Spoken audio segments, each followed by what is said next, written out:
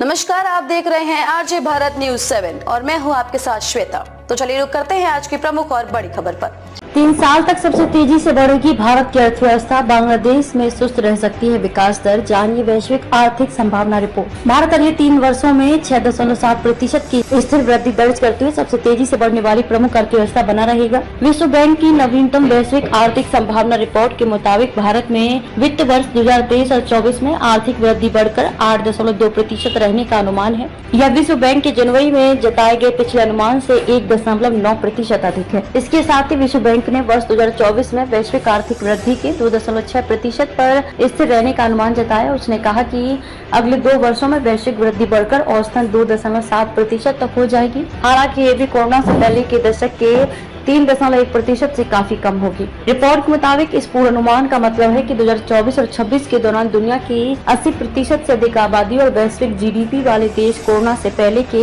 दशक की तुलना में धीमी गति से बढ़ रहे होंगे। दक्षिण एशिया क्षेत्र में सुस्ती। दक्षिण एशिया क्षेत्र में वृद्धि वर्ष 2023 में 6.6% रही थी और इसके वर्ष 2024 में सुस्त पड़कर 6.2% रह जाने का अनुमान है। इस सुस्ती के पीछे का मुख्य कारण हाल के वर्षों में उच्च आधार से भारत की वृद्धि दर में आई नरमी होगी। हालांकि विश्व बैंक को भारत में स्थिर वृद्धि दर के साथ 2025 और 26 में दक्षिण एशिया क्षेत्र की वृद्धि दर 6.2% पर रहने का अनुमान है। इस क्षेत्र की अन्य अर्थव्यवस्थाओं में बांग्लादेश में वृद्धि पिछले वर्षों की तुलना में थोड़ी सुस्त रह सकती है, जबकि पाकिस्तान और श्रीलंका में इसके मजबूत रहने की उम्मीद है। विस्तार की रफ्तार धीमी होने की संभावना। रिपोर्ट कहती है कि भारत दुनिया की सबसे बड़ी अर्थव्यवस्थाओं में सबसे तेजी से बढ़ने वाला देश बना रहेगा, लेकिन इसके विस्तार की रफ्तार धीमी होने की संभावना है। वित्त वर्ष 2023 और 24 में उच्च वृद्धि के बाद 2024 और 25 से शुरू होने वाले 3 वित्त वर्षों के लिए औसतन 6.7% प्रति वर्ष की स्थिर वृद्धि का अनुमान है। इस सुस्ती के लिए मुख्य रूप से उच्च आधार से निवेश में आई मंदी जिम्मेदार है। हालांकि निवेश वृद्धि अब भी पुराने अनुमान की तुलना में मजबूत रहने की उम्मीद है और